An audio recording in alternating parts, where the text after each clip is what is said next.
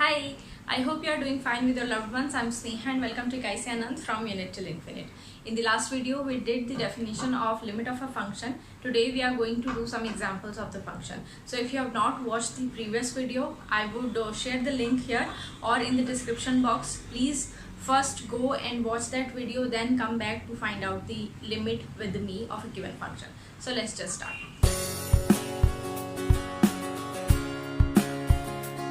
The very first example where I have to find out the limit is the question or is the function which we already discussed in our previous video, and that function is fractional part of x. So the very first example is the given function is the fractional part of x, and I have to find, say, the limit at x equal to 1, right?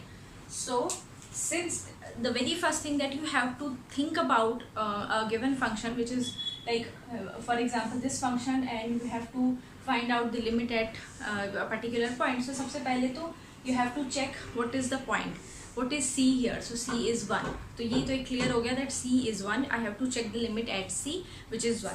Next is you have to think, or you have to you have to understand that the function given to you is a direct function or is a composition of different function. So this is an example where the function is direct function. I already know what is the fractional part of the of any number. So I know the function, I'm already familiar with the function.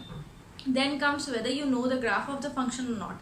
If you know the graph of the function, immediately draw the graph so that you can get a fair idea that whether the limit will exist or not. If it will exist, so it's like the left hand limit exists or the right hand limit exists or they are equal. So जितने भी ऐसे type के questions होंगे, you just have to draw the graph so that वो graph को draw करते ही आपको समझ में आ जाए. Now अगर आपको ग्राफ नहीं पता है, तो अगर ग्राफ नहीं मालूम है, तो सेकेंड अप्रोच है सीक्वेंशियल अप्रोच, जो हम अप्लाई करेंगे. तो हम सबसे पहले इसका ग्राफ बना लेते हैं, right? So this function we already did the graph of such kind of functions. अगर आपने पिछली वीडियोस नहीं देखी हैं, so I would rather suggest कि आप देखें, तो आपको पता चल जाएगा कि functions के graph हमने कैसे बनाए थे. So suppose these are my points, and why I'm writing these points, because my c is +1, so I need the indication कि ये यहाँ पर है. Suppose this is 1, right? तो जो graph था वो कुछ ऐसा बनता था.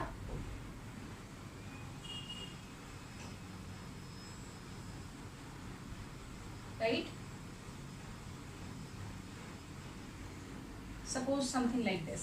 So ये जो यहाँ पर जो डार्क है और यहाँ पर एक तरह से आप देखोगे यहाँ डिस्क बनाई हुई, यहाँ सर्कल बनाया हुआ इस पॉइंट पर. इसका मतलब है at 0 the value is 0, but at 1 the value is 0 not 1, right?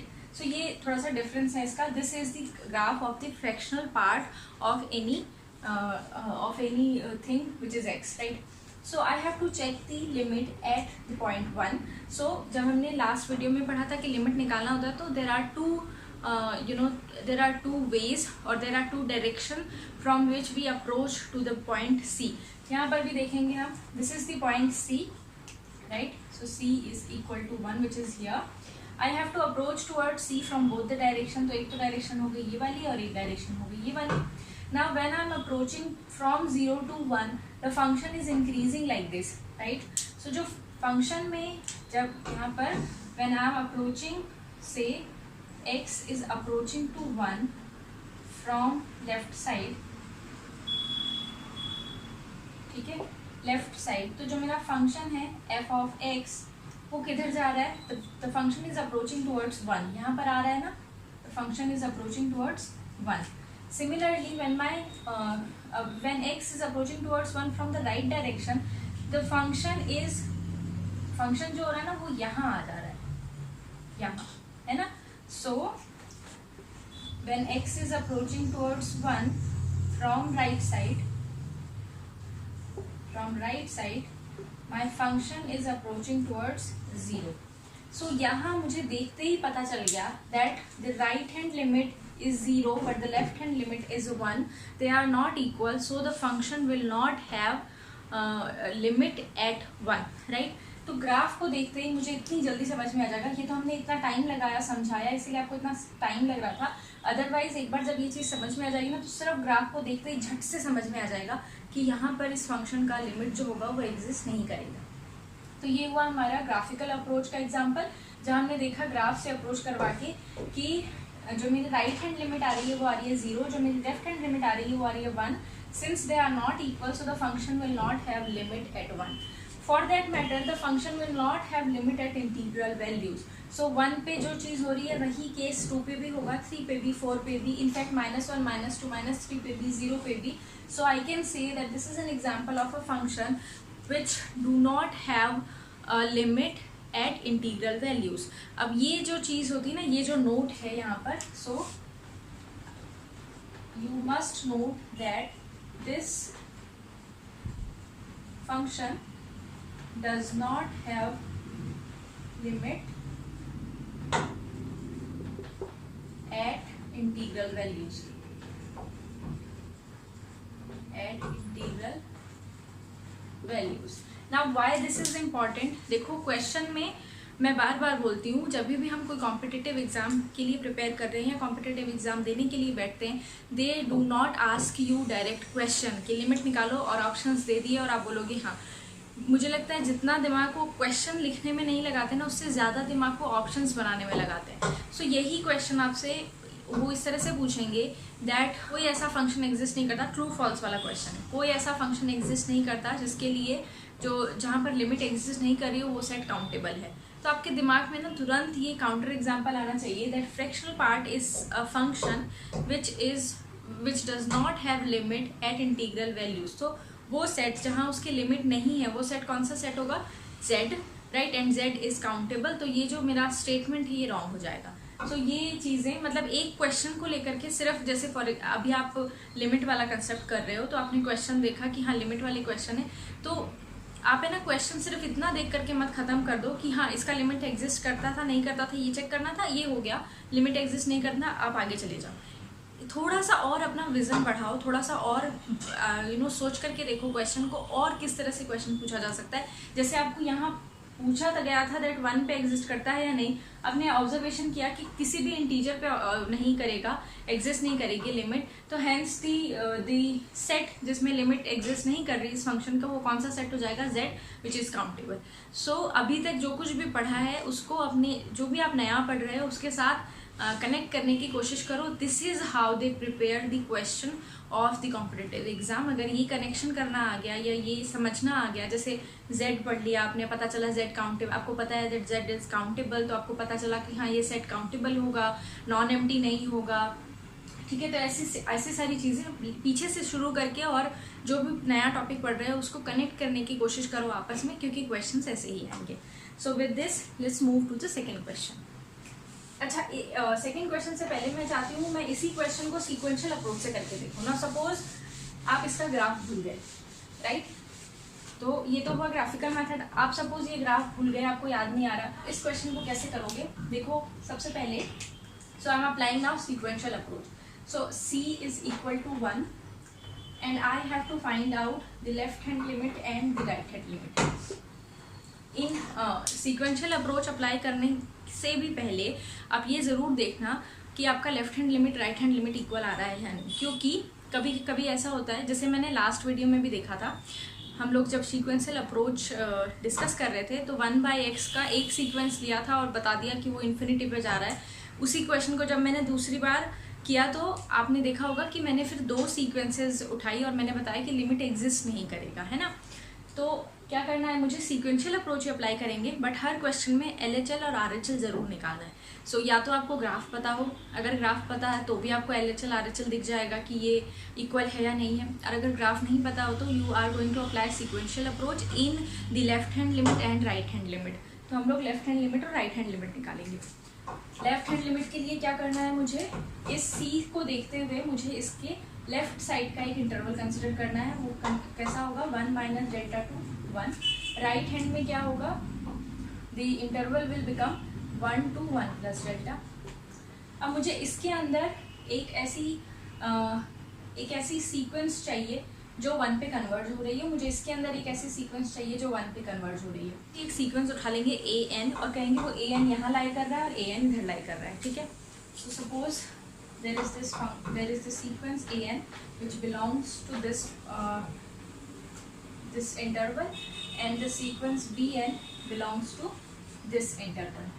Now when an is and such that दोनों जो हैं हमारे वो 1 पे कन्वर्ज कर रहे हैं, ठीक है, ये भी हमने सपोज किया हुआ है। तो मुझे क्या करना है, अब फंक्शन के ऊपर फंक्शन पे अप्लाई, इस सीक्वेंस पे फंक्शन अप्लाई करना है। This is equal to nothing but the fractional part of the sequence A N, right. मैं सीधे लिमिट की लिख देती हूँ, limit of this particular thing. ये क्या होगा, फ्रैक्शनल पार्ट किसके इक्वल होता है, this is limit of the fractional part of the sequence and fractional part is nothing but limit the sequence minus the floor function of the sequence, right. ये होते हैं ना लिमिट, फ्रैक्शनल पार्ट की definition ये होती है, ठीक है। सो अब देखिए जो ए एन है that lies between 1 to 1 minus delta, suppose 0 और 1 के बीच में लाई कर रहा है। अगर जो मेरे पॉइंट्स हैं वो 0 और 1 के बीच में लाई करेंगे तो उनका जो इसकी बात कर रही हूँ मैं फ्लोर फंक्शन की, ये किसके इक्वल होगा, if all the an's are lying between 0 and 1, this will be, or I would say the limit of all the numbers or all the elements of the sequence that lies between 0 and 1 will be 0, क्योंकि ये जो points होंगे वो किस तरह के होंगे, 0.5, 0.6, 0.7 इस टाइप के। मेरी जो सीक्वेंस है that lies between 1 minus delta two 1, ठीक है। तो ये इस तरह की कुछ सीक्वेंस होगी। इस सीक्वेंस का जो फ्लोर फंक्शन होगा या जो ग्रेटेस्ट इंटीजर होगा वो होगा 0। तो मेरी इस सीक्वेंस की लिमिट तो थी 1 और फ्रैक्शनल पार्ट, ये जो नॉट फ्रैक्शनल पार्ट, ये जो हमारा सीलिंग फ्लोर फंक्शन था इसकी लिमिट आ गई 0, तो ये लिमिट आ जाती है 1, ठीक है। सिमिलरली इधर क्या कर रहे हैं हम लोग, इस साइड पे हमने क्या किया है, हम देख रहे हैं दैट बी एन, मुझे क्या करना है अब, I have to find the limit of this particular sequence and this sequence will nothing but limit of bn minus limit of the floor or the greatest integer of bn. Now my bn is lying between 1 to 1 plus delta suppose 1 to 2 के बीच में है। Now if the numbers are lying between 1 to 2, all for every one of them the floor function will give the answer as 1, so the limit will be 1। इस particular sequence की limit 1 थी और मेरे इस part की limit भी 1 आ गई, this is 0। Left hand limit is 1, right hand limit is 0, जैसा मैंने डायग्राम में भी देखा था, and hence the function it does not have limit at 1, ठीक है। तो इसमें मेन चीज़ क्या थी, वो थी हमने इन जनरल कोई एक सीक्वेंस ले ली ए एन, जब वो लेफ्ट हैंड साइड पे है होगी तो उसका जो फ्लोर या उसका जो ग्रेटेस्ट इंटीजर आएगा वो आएगा 0 और इधर रहेगी तो उसका ग्रेटेस्ट इंटीजर आएगा 1। ये डिफरेंट है, इसीलिए दोनों मेरी लिमिट्स अलग आ गई हैं, ठीक है। अब हम चलते हैं नेक्स्ट क्वेश्चन पर। I have to find the limit of sine 1/x at x equal to 0, ठीक है। इसमें भी I can apply LHL RHL। Sine 1/x का ग्राफ सोचने के लिए टाइम लगेगा, तो हमें टाइम उतना वेस्ट नहीं करना। हम लोग क्या करेंगे, सीक्वेंशियल अप्रोच डायरेक्ट अप्लाई करेंगे। देखो x इक्वल टू 0 पे मुझे फंक्शन का लिमिट ढूंढना है, ये ट्रबलसम है। 1/x when x equal to 0 is not defined. तो यहाँ मुझे लगा देख करके कि कुछ तो गड़बड़ है इधर, क्योंकि when 1/x I'm writing for x equal to 0 it's undefined, तो कुछ तो गड़बड़ होगा यहाँ पर। So let's just think about a sequence such that जब मैं ये फंक्शन उस सीक्वेंस पर अप्लाई करूँ तो either that sequence does not converge, या फिर एक कन्वर्ज कर जाएगी तो हम दूसरा एक और फंक्शन निकालेंगे, जो सीक्वेंस निकालेंगे जो कहीं और पे कन्वर्ज करती है, ठीक है। तो इसके लिए देखो let's take an to be equal to 1/2n minus 1 π/2। ये मुझे कैसे पता चला ये कि मुझे ये पर्टिकुलर वैल्यू चाहिए। मैंने देखा 2n minus 1 π/2 के ऊपर जब मैं साइन अप्लाई करूंगी तो वैल्यू आएगी आइदर +1 और -1 depending upon the depends on n, है ना, n पर डिपेंड करेगा. For example when n is 1, ये क्या आ जाएगा π/2, sin π/2 is 1, sin 3π/2 is -1, 5π/2 is 1, ऐसे करके ये चेंज होता जाएगा ना. 1 और -1 के बीच में लाई करेगा, 1 और -1 ही आएगा. तो मैंने इसको देख करके सोचा व्हाई नॉट वी जस्ट, क्योंकि मुझे यहाँ जाना है, 0 पे जाना है. अगर मैं इस फंक्शन, इस पर्टिकुलर सीक्वेंस को कंसिडर करती हूँ तो ये sequence clearly this converges to 0, उसमें तो कोई डाउट नहीं है, ये 0 पे कन्वर्ज कर जाएगा. और once it is converging to 0 I have to find out the limit of this thing. Now this is limit of sin 1/x will become sin 2n-1 π/2. ठीक है, ये सीक्वेंस बन गई. और ये सीक्वेंस कैसी है? The sequence is of the type -1 raised to the power n+1, है ना. 1 -1 1 -1 1 -1 ऐसे आएगा. Now I know that this limit does not exist. Why? क्योंकि ये जो लिमिट, ये जो सीक्वेंस है, this sequence has 2 limit points, 1 and -1, and I know excuse me, and I know that if a sequence has more than 1 limit point, it is not convergent. तो एक sequence consider किया था हमने which is converging to 0, but उस sequence के ऊपर जब function apply किया तो उसका लिमिट एग्जिस्ट नहीं कर रहा. That's why I will say that this particular function does not have a limit at x = 0. ठीक है, तो ये हुआ direct sequential approach rather than applying sequential approach on LHL and RHL. तो साइन और कॉस वाले क्वेश्चन बिल्कुल इसी तरह से हो सकते हैं.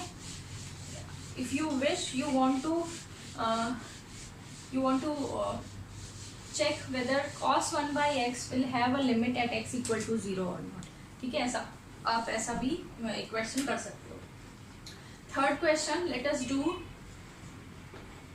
Dirichlet's function. Dirichlet's function. Now Dirichlet function हमने वीडियो में किया है. The function is given by 1 and 0. 1 when x belongs to the rationals and 0 when x belongs to the irrational.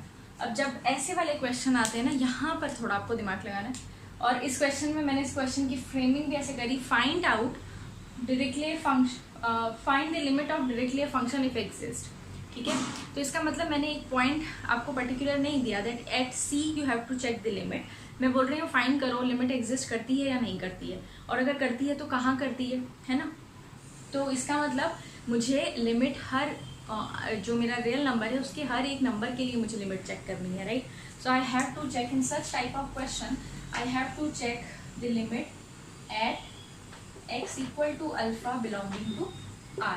तो ये अल्फा जो है वो आर्बिट्रेरली चूज किया हुआ एक नंबर है. कोई भी एक नंबर अल्फा हमने चूज कर लिया from r.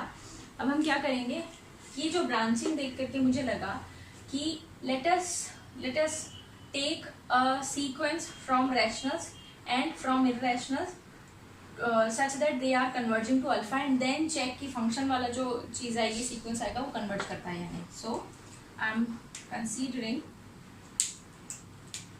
let an be a sequence belongs to rationals such that an is converging to alpha, and bn is a sequence belongs to the irrational such that bn is converging to alpha 2. ठीक है, तो हमने ये देखा कि suppose मेरे पास दो functions हैं, दो सीक्वेंसेस हैं, एक रैशनल्स की एक इररेशनल्स की, जो अल्फा पे जा रही है. ठीक है, so what will be f of an? now since an जो है वो मेंबर्स हैं रैशनल्स के, f of rational is 1, तो ये क्या बनेगी, सीक्वेंस बनेगी 1 which converges to 1. similarly f of bn, ये सीक्वेंस कौन सी बनेगी, 0, और ये 0 पे जाएगी. तो ऑल्दो an और bn जो है वो अल्फा पे कन्वर्ज कर रहे हैं, बट जो फंक्शन अप्लाई कर दिया मैंने जब सीक्वेंस के ऊपर, वो जो सीक्वेंस बनी वो जा रही है 1 और 0 पे.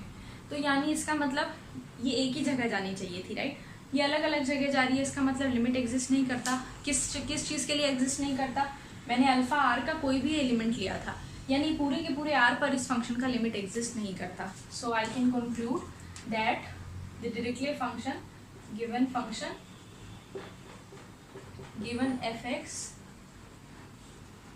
does not have limit on r. In fact पूरे के पूरे r पर इस चीज़ से पता चल गया मुझे, क्योंकि अगर ये किसी एक अल्फ़ा के लिए ऐसा हो रहा है, मैं हर किसी अल्फ़ा के लिए यही कर सकती हूँ, हर एक रियल नंबर के लिए इस डिरिचलेट फंक्शन का लिमिट एग्जिस्ट नहीं करता. कहाँ पर? पूरे के पूरे रियल नंबर पर. सोच कर देखो, इतने सारे रियल नंबर्स हैं बट इस पर्टिकुलर फंक्शन का लिमिट कहीं भी एग्जिस्ट नहीं करता. Fourth question, you have to find the limit of this function.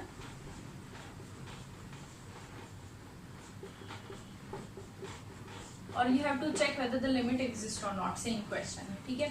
आपको देखना है कि लिमिट एग्जिस्ट करती है नहीं. तो बिल्कुल उसी तरह से स्टार्ट करेंगे हम लोग. Let alpha belonging to R and there are two sequences, an from rationals, bn from irrationals, such that an and bn they both approach to alpha. ठीक है. What is the value when f is applied on them? This will become, now an is from rationals, this will become an only, and f of bn, since this is from irrational, so this is 1 minus bn. ये दो ऐसे sequence बन जाएगी, sequence बनेगी, ये ध्यान रखना. ऐसे नहीं आपने an एक पॉइंट देखा फिर आप सोच में पड़ गए भाई x था, यहाँ क्या आएगा. हमने सीक्वेंस सब्स्टिट्यूट किया ना x की जगह पर, तो सीक्वेंस ही निकल के आएगी. ये ऐसी दो सीक्वेंस बन जाएगी, ठीक है. Now we know that an is approaching to alpha, क्योंकि हमने ऐसा अज्यूम किया हुआ था, but this approaches to 1 minus alpha. ये दोनों इक्वल हो सकते हैं. जैसे वो वाले केस में तो ना एब्सोल्यूट वैल्यू आ गई थी, एक आ गया था 1, एक आ गया था 0.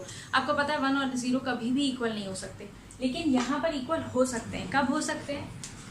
अल्फा कब हमें इक्वेट करके देखना है, कब हो सकते हैं? अल्फा इज इक्वल टू से 1 माइनस अल्फा, तो this is 2 alpha equal to 1, alpha equal to 1/2. यानी अल्फा की एक वैल्यू आ गई दैट अल्फा इक्वल टू 1/2 के लिए ये दोनों इक्वल हो जाएंगे और फंक्शन की लिमिट एग्जिस्ट करेगी, बट और कहीं एग्जिस्ट नहीं करेगी. So the conclusion is the limit of function given by the above definition exist at 1/2 and is equal to 1/2, क्योंकि ये दोनों when alpha is 1/2 these two sequences they approach to 1/2. So यहाँ मुझे एक ही पॉइंट मिला पूरे के पूरे रियल लाइन के ऊपर जहाँ पर हमारा जो फंक्शन है उसका लिमिट एग्जिस्ट कर रहा है. अब जस्ट थिंक इसी तरह से मैं यहाँ फंक्शंस चेंज करती जाऊँ और आपसे पूछती चली जाऊँ कि फंक्शन की लिमिट एग्जिस्ट करेगी कि नहीं, तो ये कितना इजी हो गया ना. आप सीक्वेंस आप बनाओगे एक क्यू से, एक क्यू कॉम्प्लीमेंट से, दोनों को अप्रोच करवाना है आपको अल्फा पर और फिर फाइंड आउट करना है कि ये दोनों जो सीक्वेंसेस बनेंगी ये वाली, ये कहाँ जाकर के इक्वल हो रही है, कहाँ इनकी लिमिट इक्वेट हो रही है, वहाँ से अल्फा निकालोगे. सो इस तरह से बहुत ईजी हो जाता है to find out the limit of such functions, right.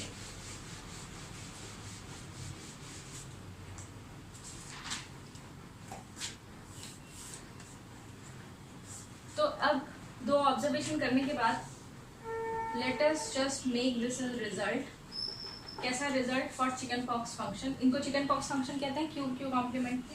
So for any chicken pox function which is f(x), phi1x and phi2x, x belonging to q and x belonging to q complement, ठीक है. For any such function, that is for any chicken pox function,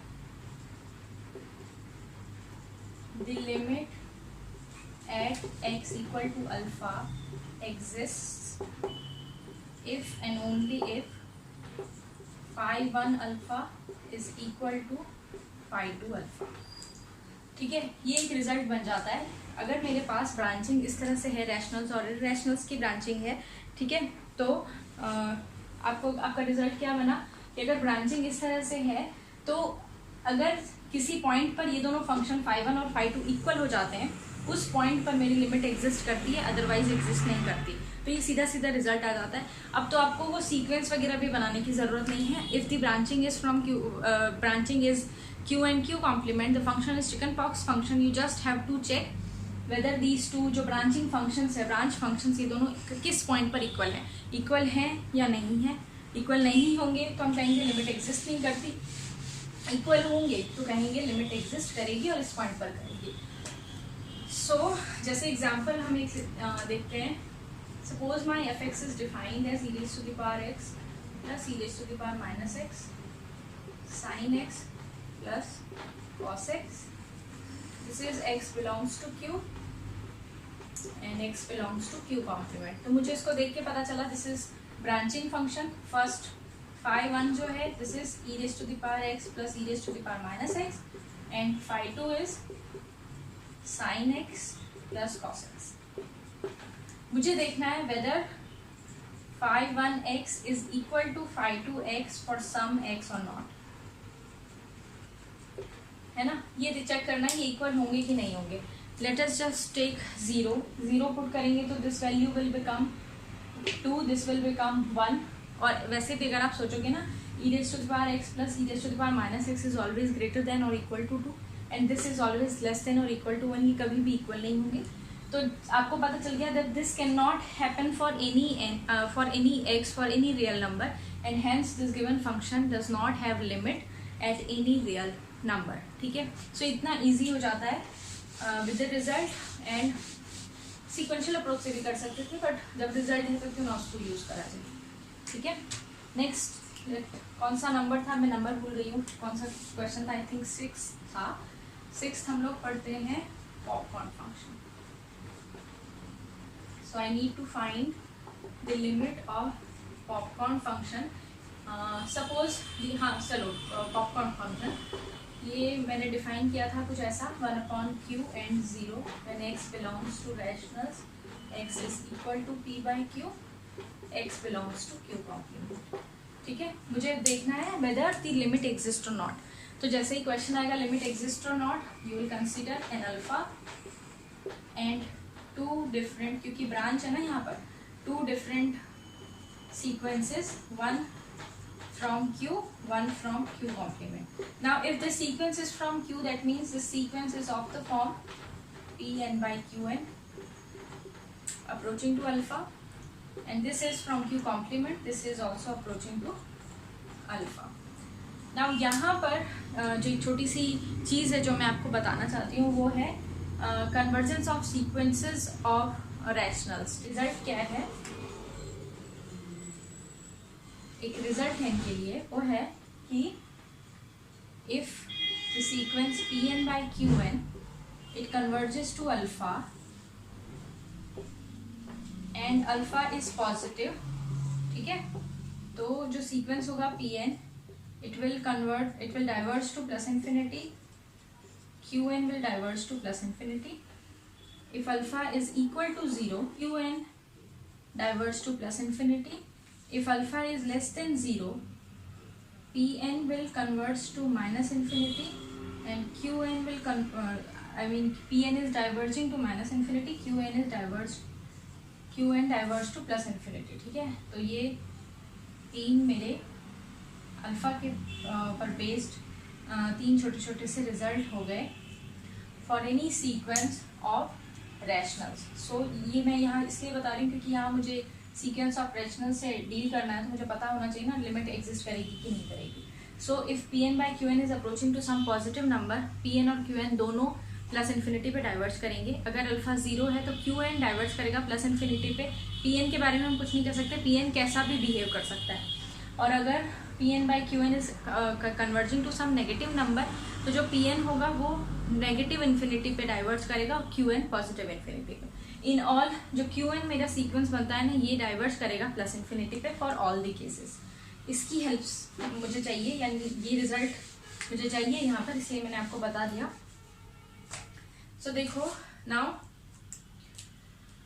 मुझे function पे apply करना है, function इस पर apply करना है ना, इस सीक्वेंस पर।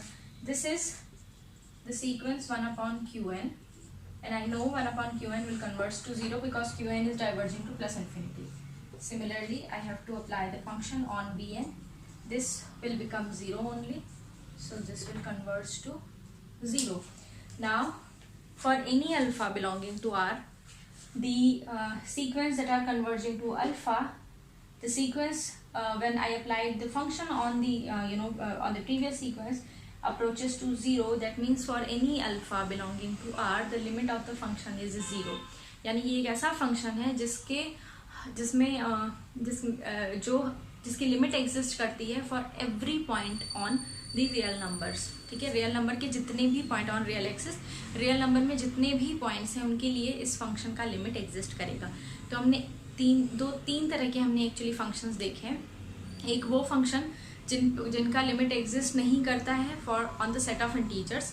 एक फंक्शन जिनका लिमिट कहीं पर भी एग्जिस्ट नहीं करता on real axis, that is the Dirichlet function. और एक फंक्शन ये वाला जिसका हर एक पॉइंट पर लिमिट एग्जिस्ट करता है and that limit is 0.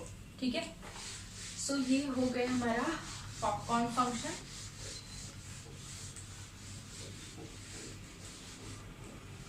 Next एक इक्वेशन करते हैं ऐसा ही.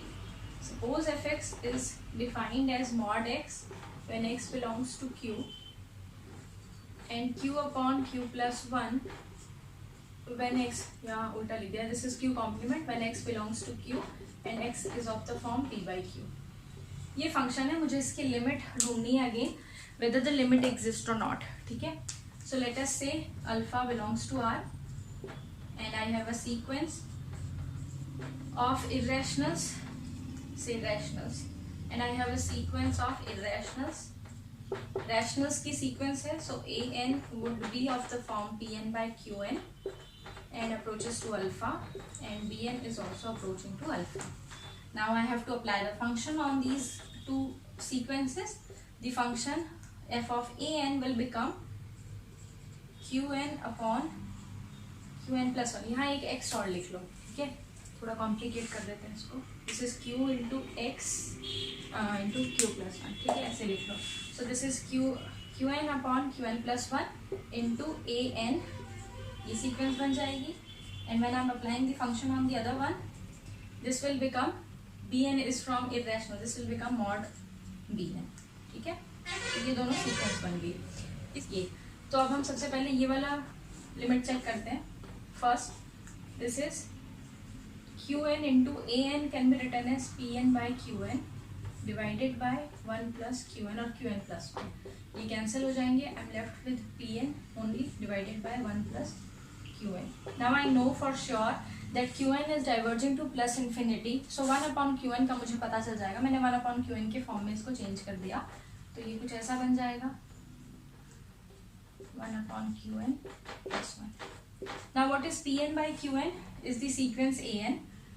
This is an upon 1 plus 1 upon qn. An is converging to alpha.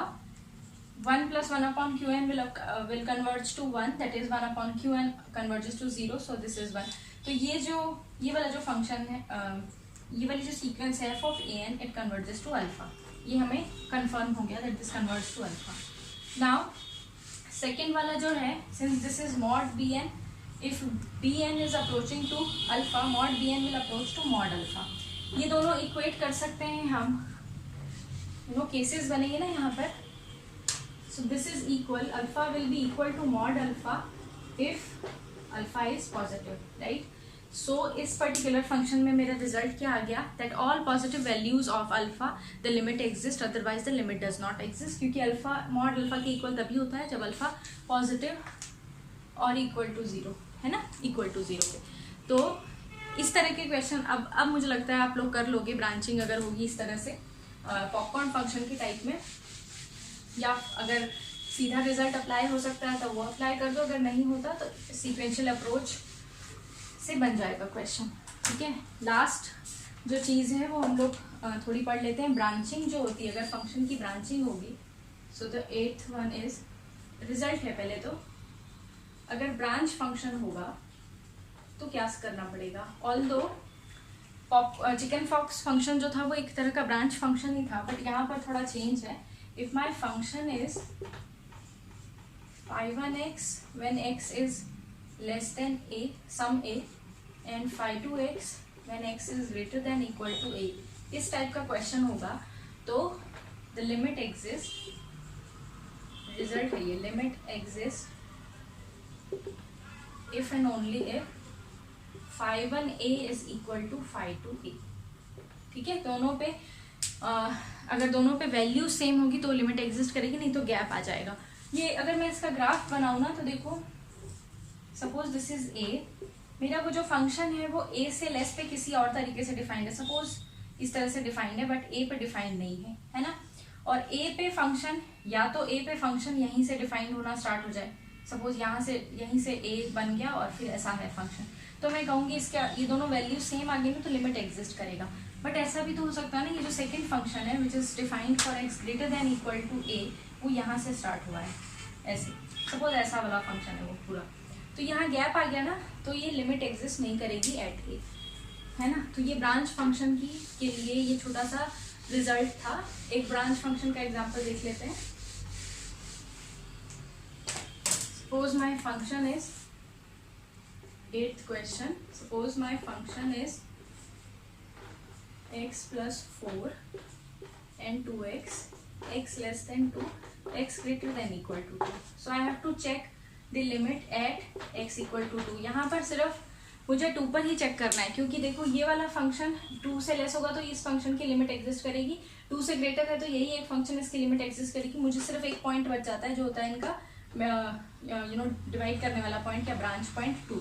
तो मुझे क्या देखना है, मेरा फर्स्ट फंक्शन है x plus 4 which is at 2 it becomes what 6, और सेकेंड जो फंक्शन है phi 2 that is 2x, phi 2 of 2 is 4, they are not equal, so I would say that limit does not exist, limit x approaches to 2 f of x does not exist, right? So इस तरह से होंगे ये limit के questions. I tried to collect all the important, all the possible जितने भी classification type के हो सकते थे, मैंने सबको कंबाइन करने की कोशिश करी। If you enjoyed, I hope you learned something here. If you are a subscriber, thank you so much. If you are not a subscriber, please consider subscribing my channel, because मैं रुकूंगी नहीं, मैं जब तक real analysis पूरा syllabus खत्म नहीं करवा देते हैं तब तक मैं नहीं रुकूंगी। So and I am trying my best to make this subject as interesting as it can be, because एक बार आपको समझ में आ गई ना रियल एनालिसिस, फिर आपको बहुत ईजी लगेगा real analysis. And competitive exam में आपको पता है कि मैक्सिमम जो क्वेश्चंस होते हैं वो रियल एनालिसिस पे बेस्ड होते हैं, अगर नहीं भी होते हैं तो रियल एनालिसिस बेसिक है मैथमेटिक्स का, अगर वही नहीं आया, हायर मैथमेटिक्स में वही नहीं आया तो आप आगे तक नहीं कर पाओगे। सो आई होप मैंने आपको कन्विंस कर दिया है सब्सक्राइब करने के लिए। सो नेक्स्ट जब तक हम मिलते हैं तब तक के लिए बाय एंड टेक केयर।